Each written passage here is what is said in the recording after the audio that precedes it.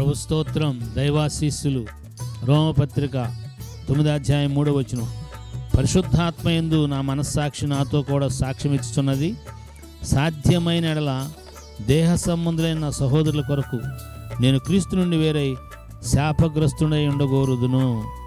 ప్రభు తన మాట మన కొరకు దీవించునుగాక. తన స్వకీయులందరికీ వేరుగా ఉండి శాపగ్రస్తుడుగా ఉండాలని ఆశపడుతున్నాడు దైవజనుడు భక్త పౌలు గారు. ఈ మాట మీరు దయచేసి కొద్దిగా ధ్యానించాలని మనవి చేస్తున్నాను. శాపాన్ని ఎవరు కోరుకుంటారు? ఉదయకాలంలో ప్రతిరోజు దేవుని యొక్క వాక్యం పెద్ద అయ్యగారులు చెప్పని, చిన్న అయ్యగారులు చెప్పని, ఎవరు చెప్పని ఆశీర్వచనాల కొరకే చెప్తూ ఉంటారు. నన్ను నడిపిస్తున్న ఆత్మదేవుడు నడిపించిన రీతిగా నేను సాగుతా ఉన్నా. శాపగ్రస్తులుగా ఉండాలని ఎవరు కోరుకుంటారు? పౌలు గారు కోరుకుంటున్నారు. ఎవరి కోసం? తన సహోదరుల కోసం, ఇజ్రాయేలీల 12 గోత్రాల కోసం. ఎవరిలో క్రీస్తు ప్రభు వారు పుట్టారో ఆ స్వజనుల కోసం, వారిలో నుండి వేరై శాపగ్రస్తుడుగా ఉండాలని కోరుకుంటున్నాడు. స్తోత్రం కలుగునుగాక. మనలో ఎంతమంది మన స్వకీయులు చేసే దేవునికి వ్యతిరేకమైన కార్యాలు, వివాహాల్లో మరి కోటాలు పెడతారు, పేరుగా జ్ఞాపకార్థ కోటాల్లో, మరణాల్లో.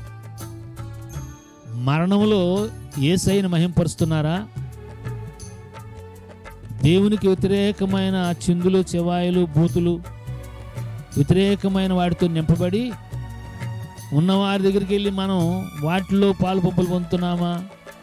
వెళ్ళకపోతే ఏమనుకుంటారో, రేపు నాకు ఏదైనా జరిగితే వీళ్ళందరూ రారేమో, నా స్వకీయులు రారేమో అని వారు చేసే దేవునికి వ్యతిరేకమైన కార్యాల్లో పాల్గొంది దేవుని సన్నిధికి కూడా దూరంగా ఉండే బిడ్డలు చాలామంది ఉన్నారు. స్వకీయులకు వేరుగా. మా మందిరంలో ఒక చిన్న కుటుంబం ఉంది.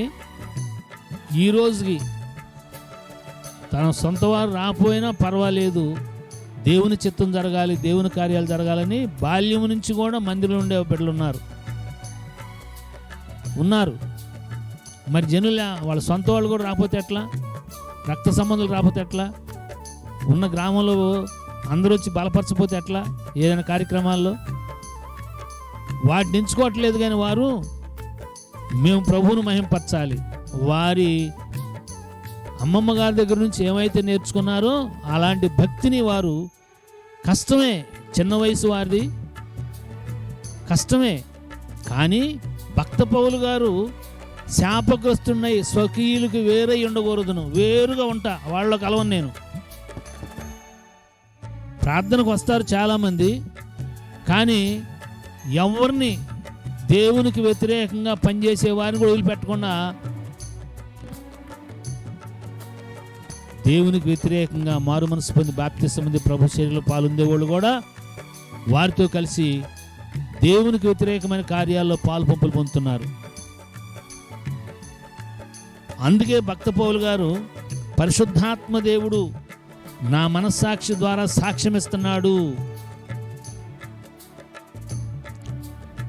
సాధ్యమైతే దేహ సంబంధులైన నా వారికి వేరై దూరంగా ఉండి శాపగ్రస్తున్నై, ఎందుకంటే వారిని సంపాదించుకోవాలి.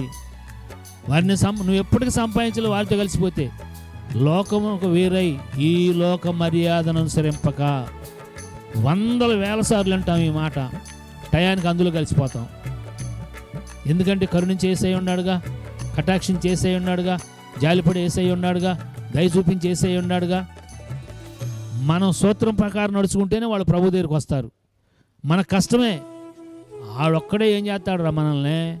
ఎంతమంది మన వాళ్ళు, మన కుటుంబాలు ఉంటే ఆడొక్కడే దూరంగా ఉండి ఏం చేస్తాడు? అందుకనే వాళ్ళ చేతి కింద దూరుతూ ఉంటారు కొంతమంది. దేవునికి వ్యతిరేకంగా కళ్ళ ముందు కార్యాలు జరుగుతున్న అక్కడే చేరతారు.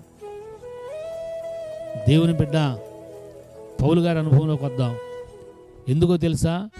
శాశ్వత కాలం, సదాకాలం దేవునితో, దేవుని రాజ్యములో మన అందరం ఉండినట్లుగా మన స్వకీయుల కొరకు పౌలు గారు ఏ రీతిగా శాపగ్రస్తుడిగా ఉండాలని ఆశపడుతున్నాడు వేరే అలాంటి అనుభవంలోకి వచ్చినట్లుగా ఆత్మ దేవుని చేత నడిపించబడుదుగాక, ఆత్మ దేవుని చేత బలపరచబడుదుగాక, యేసయ్య మహిమ కొరకు ఆత్మ దేవునికి మనల్ని మనం అప్పగించుకుందుగాక. మనల్ని అనాథగా విడిచిపెట్టకుండా మనతో సదాకాలం నుండి ఆత్మదేవుడు యేసయ్య మహిమ కొరకు ఆ రీతిగా మనల్ని బలపరచునుగాక. Amen. Thank you and God bless you.